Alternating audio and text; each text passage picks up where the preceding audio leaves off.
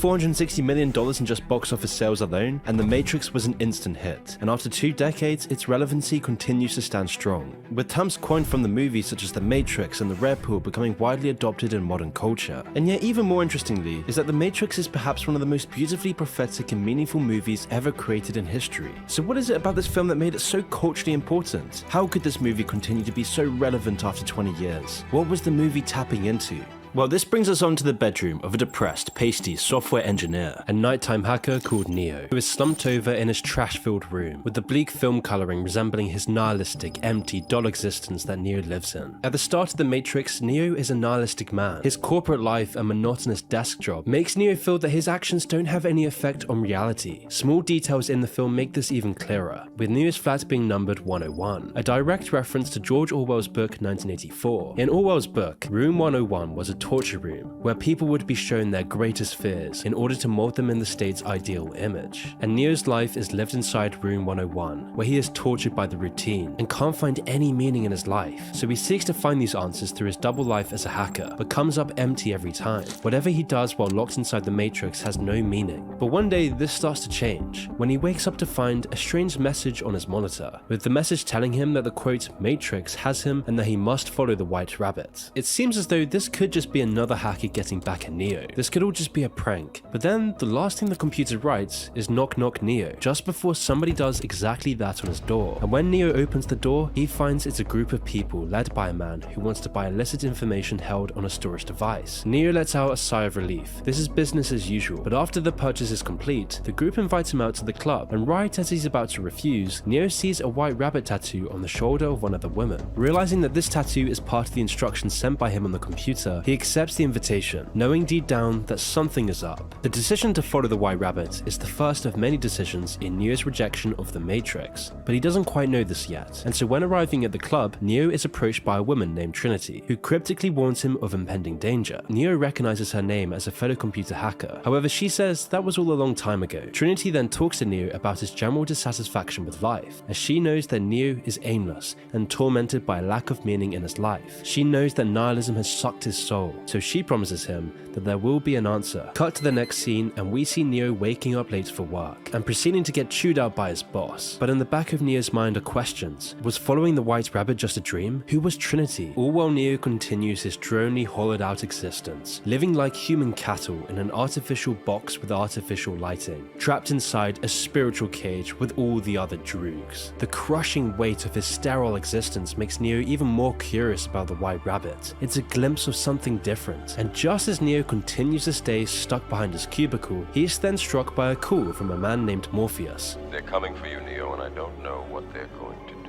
Who alerts him that the danger Trinity was telling Neo about is real, and that Neo is being followed by agents. In a tense scene, Neo briefly evades some agents who have been looking for him, but Neo's mind is the only thing holding him back, and Neo is actually successful in escaping the agents. He's finally taking that call to adventure. He's choosing to take his life into his own hands. This is the start of Neo breaking free from his cage. But then he comes up against his biggest challenge, as Morpheus tells Neo that the only way he can escape the agents is to walk across the ledge. But his programmed mind just can't overcome this obstacle. He doesn't believe in himself or his abilities. He's been programmed to be comfortable. He's never been near real danger, so his strength, his mind, and ability is hampered, causing him to refuse that call to adventure. And by refusing the call, this represents Neo refusing to tackle. That's deep right there, bro. That's deep. Because you got to think about it, man. The television that tells a vision and the TV shows that you watch that are called programs program you to think a certain way. That's why you need to watch what you consume on not only, well, I don't even watch TV, but you need to watch what you consume on your phone. You really do. Just like how, you know, CNN and the news is telling people, oh, wear your mask, you won't get the beer virus. Oh, it protects you from getting the virus. It doesn't. It's just programming. So then the next thing the news will say you'll believe. causes fear. He knows he'll be successful if he overcomes his fear, and yet his weak, anxious mind is his biggest failure. His nihilism is what keeps him trapped in the Matrix, and so Neo fails to succeed, resulting in him being escorted to an interrogation room. At first, Neo believes that he's being prosecuted by regular government workers, but when Neo demands to be given his rights, they seal his mouth shut, as if it was done by magic. They then implant a mechanical tracking bug into his stomach, meaning that Neo will now always be tracked in the Matrix. He's an outlier, and outliers are the biggest threat to their society. And then just like that, Neo is back in his bed, again seeming like this was all just a dream, and yet somehow Neo is immediately called again by Morpheus, who gets Trinity and some other crew members to pick him up. Before Neo meets Morpheus, Trinity removes the bug that is tracking him, proving to Neo that this wasn't a dream. From here, Neo goes on to meet his mentor, Morpheus, who's living inside an abandoned building. Morpheus confirms all of Neo's suspicions, telling him that his whole life is a lie and that he was born a slave to the Matrix. This was why he was so demasculated, becoming just another corporate drone. It was all by design. However, Morpheus then offers Neo a choice: the decision on whether to remain blissfully ignorant or learn the true nature of the Matrix. What's up, SC? Similar to our own reality, nobody can really be told what the Matrix is. One has to experience it and find out for themselves. So Morpheus then opens up his palms, revealing the notorious red and blue pills in his separate hands. In his left hand lies the blue pill, Neo's ticket to blissful ignorance. If he takes this pill, Neo will simply wake back up in his bed, believing in the nihilistic system that has brainwashed him, going back to his lonely, miserable, atomized existence, all while remaining ignorant to the true nature of the world. And on the other hand sits the red pill. Taking this pill will grant Neo access to the Matrix, allowing him to see the world for what it truly is, as nasty as it may be. This decision is the crucial point of Neo's story, and marks the first phase of Neo's hero's journey. The hero's journey is one of the oldest tales of mankind. It's a narrative structure that ranges from all kinds of stories, from Star Wars to the Bible. The term was coined by author Joseph Campbell. He describes this as being a deeply ingrained part of the human psyche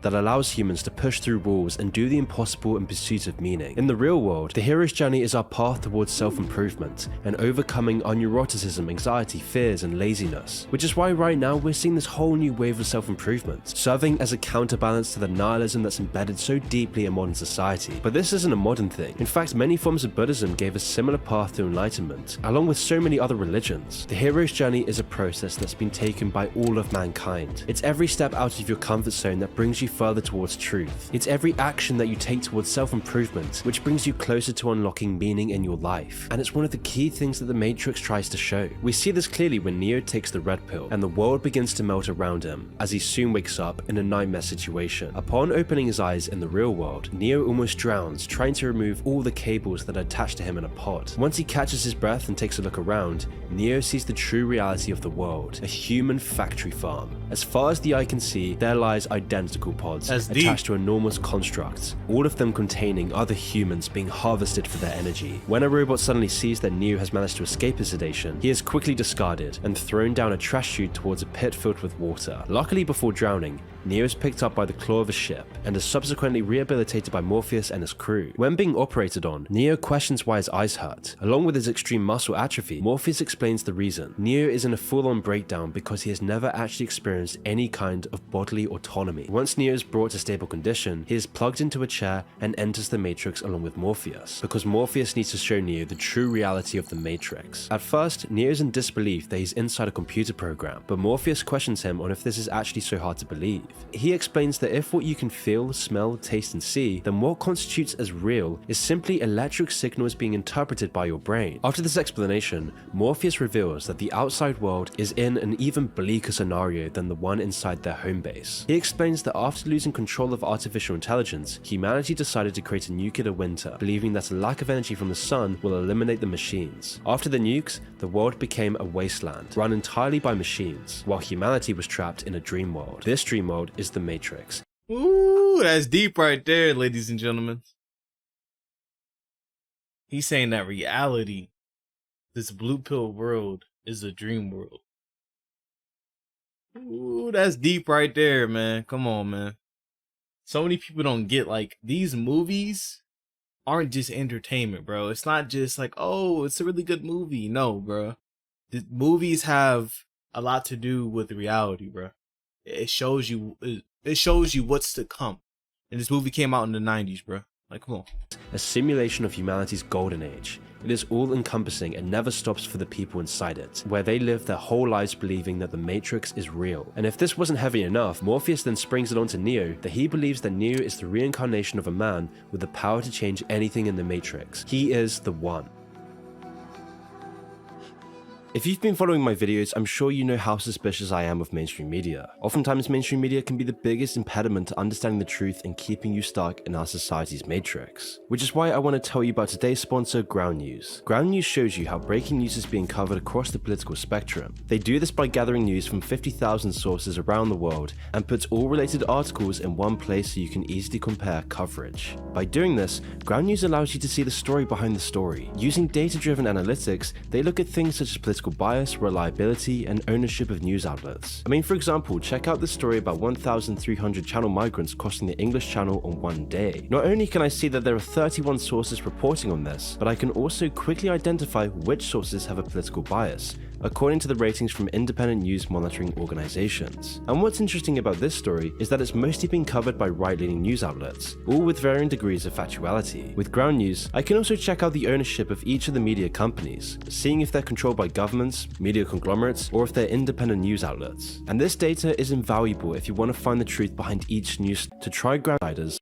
Neo panics at his newfound enlightenment. He's realizing that the entire world around him, all his friends, memories, icons, dreams are all warped for the benefit of an elite minority. It's as though the Matrix was a warning about the path modernity is taking us, where technology has infested every aspect of daily life to a point that we've attached our own psyches into the hands of a few. You see, in our age of overconsumption and mass production, the powerful must maintain constant relevance through advertising and media. By doing this, multinationals always assure continuous demand to drive continuous profits. Instead of just manufacturing a particular product, companies need to manufacture the structure, the personality, the culture of the universal public, and big tech serves as the perfect vessel to do this. Every day of your life, big tech delivers you into an alternative reality, playing on your emotions, depression, fear, anxiety, hunger, lust, laughter, acting directly on your sensorium. The content you are constantly watching every hour of every day of every year is not a vision but a manufactured data stream that can be sanitized to impose cultural values that generate immense wealth. Little do we realize that every day we are chipping away our autonomy to an all-pervasive drug that delivers whatever message those dealing the drug wish it to be, providing a fertile ground for fostering technocracy. Which is why in the Matrix movie, this is symbolized by AI using human consciousness to fuel their ever-expanding empire.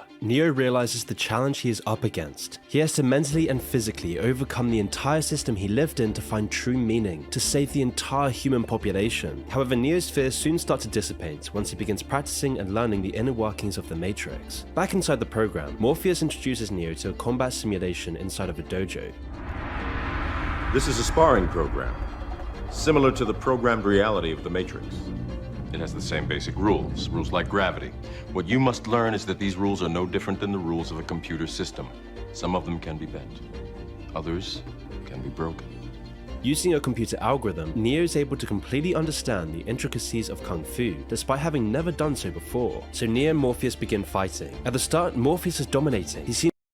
Yeah, I seen that Unbound on Joe Rogan's podcast. I'm not surprised, bro. Facebook, Twitter, and TikTok, they always censor certain information. So does the media. I'm not surprised by any of that. I mean, there's a reason why they have this metaverse thing, bro. It's pretty much like the Matrix. They want you to escape reality. They want you to focus on the metaverse. They don't want you to focus on your real life. They want you to be distracted. And I'll never get on the metaverse. I don't care if they pay me $1 million. I don't care how much money they offer me to play that game. I'm not playing it. I'm just not. Seems unstoppable, he's flying across the room. And so when Morpheus asks why Neo lost, Neo explains that Morpheus is just too fast. But he counters this by saying that the fighting ability has nothing to do with their muscles. Cluing Neo in, Morpheus implies that Neo doesn't even need to breathe in air when inside the Matrix. So upon hearing this, Neo is able to overtake Morpheus during the second fight. He understands that the whole game is mental. If he can overcome the mental barriers inside of his mind, he can win anything. And by doing this, he stuns the whole crew watching the ordeal. This is all part of the the trials and tribulations that Campbell identified in the hero's journey. It's the mental game that serves as the greatest barrier to success. This is the step that Campbell describes as the training and tribulations in his work. This step happens once the hero has entered into the unknown and serves as their introduction into the new world. For Neo, this is quite literal. The skills he will need are taught to him after he first exits the Matrix and goes back inside to train with Morpheus. Neo's teachings also bring Neo closer to the truth. The more he learns about the real world and the Matrix that he lived in, the more he experiences both of them and the further he is pushed towards the truth. Afterwards, Morpheus introduces Neo to another program inside the Matrix, one that holds everything that is expected in a real city, ranging from buildings to cars and simulated people. Morpheus explains that the Matrix is their enemy, but most people are not ready to be unplugged from it, as they are too dependent on the system. While listening, Neo's eyes are caught by a striking woman in a red dress. When she gets behind Neo, the woman suddenly changes into an agent, pointing a gun at him. Morpheus then reveals that these agents are in fact sentient computer programs, fully capable of manipulating the That's deep. That's deep right there, ladies and gentlemen. It goes to show you, man, a woman will distract you from your purpose. She can be like a Jezebel in disguise. She can be a succubus in disguise. She can be a demon in disguise.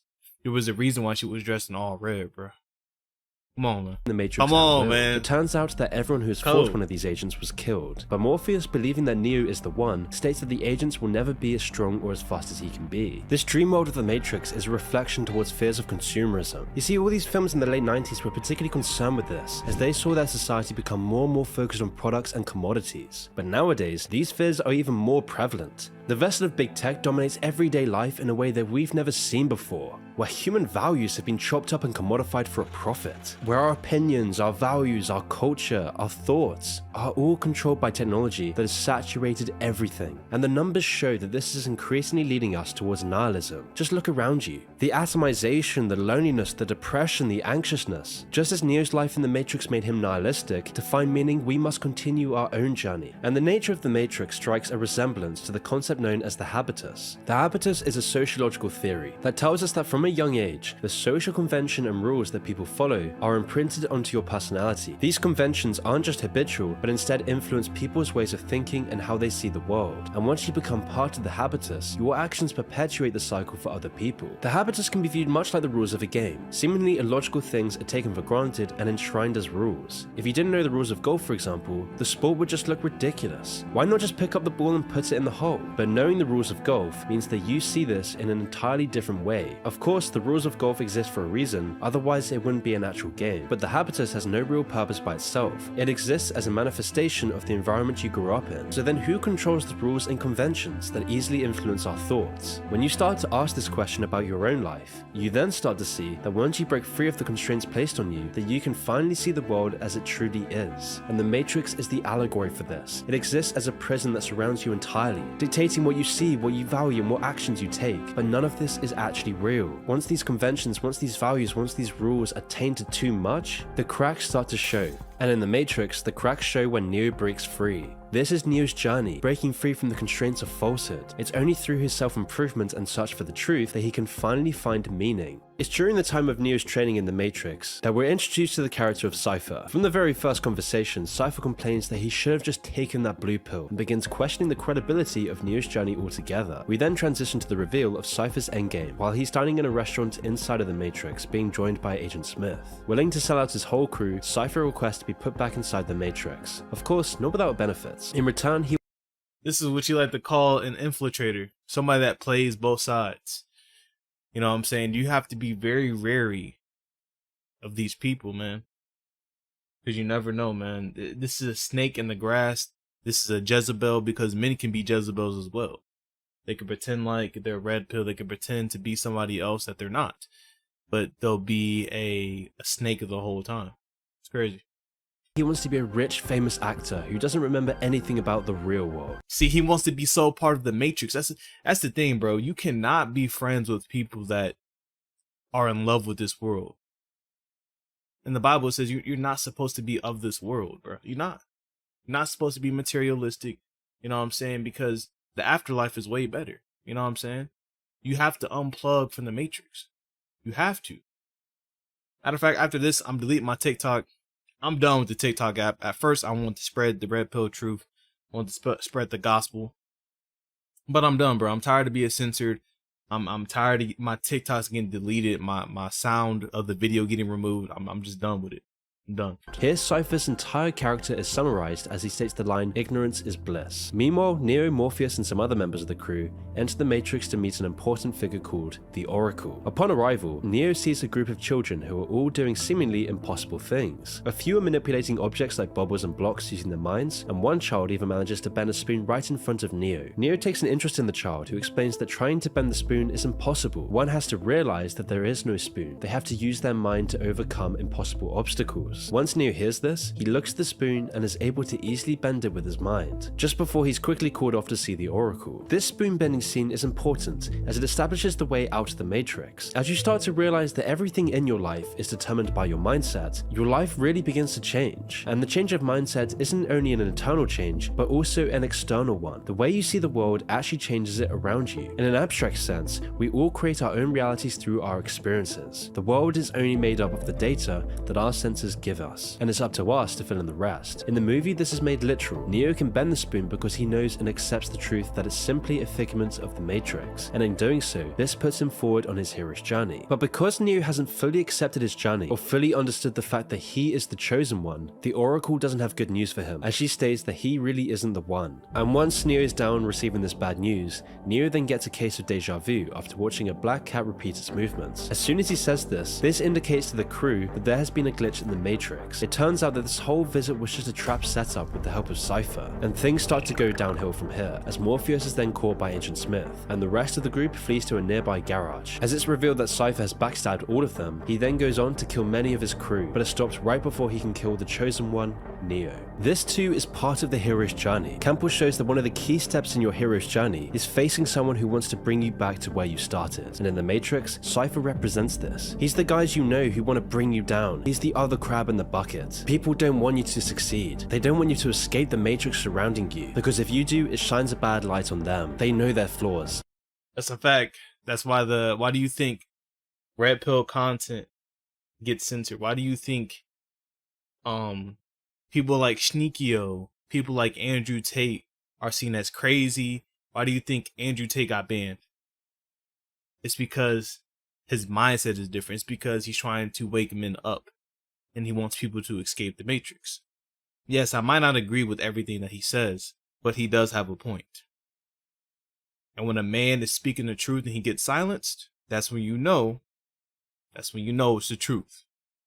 They know their mindset is weak. Cypher's failed sabotage demonstrates the futility of the desire to go back to ignorance, and this is true for both our reality and the Matrix. Once the truth is uncovered, there's no going back. Which brings us on to one of the most interesting scenes in the movie, a dialogue between Morpheus and Agent Smith. Two equals and opposite sides of an extensive conflict between man and AI. Smith equates humanity to a virus, one that spreads exponentially while devouring all the resources in their way. And from the perspective of a machine, he isn't entirely wrong. Smith then clears his subordinates from the room and further levels with Morpheus. It turns out Smith hates the Matrix just as much as Morpheus, yet for very different reasons. Smith views himself as above it. Agent Smith represents the elite. He's the one who creates the Matrix. He hates the people inside of it. The people inside of it are the only ones feeding his life force, and yet he can't help but despise these people who live in blissful ignorance of the horrible world around them. They have no idea what the truth is. They don't know the darkness of the real world. And by accessing the secrets that Morpheus holds, this will allow Agent Smith to completely destroy the last remaining bastion of humanity in the outside world, a place called Zion. But before Smith can extract this information, Neo and Trinity storm the building with multiple firearms, rescuing Morpheus in the process. The trio make their escape through a phone booth, as Morpheus exits the Matrix along with Trinity, but not before witnessing Agent Smith at the last second, leaving him alone with Neo. The two begin fighting, but Neo isn't able to keep up with Smith, and is eventually shot dead. Back on the ship with Morpheus and Trinity, they watch Neo as all of this happens. Devastated, Trinity whispers into Neo's ear that she would fall in love with a dead man, and that he is the one. As she kisses Neo, he is thunderously resurrected, almost in a biblical sense. This scene again is just another phase of the hero's journey, the point of deepest despair. It seems like all is lost as Neo lies unconscious, but when Neo makes the choice to save Morpheus, he begins the final steps towards his journey. His death and rebirth are literal, but they're also metaphorical. Mr. Anderson, the person with no purpose, the person who's nihilistic, the person who's self-hating, self-wallowing, living an atomized, transient, lonely life in a dystopian megacity, is gone. However, Neo is born.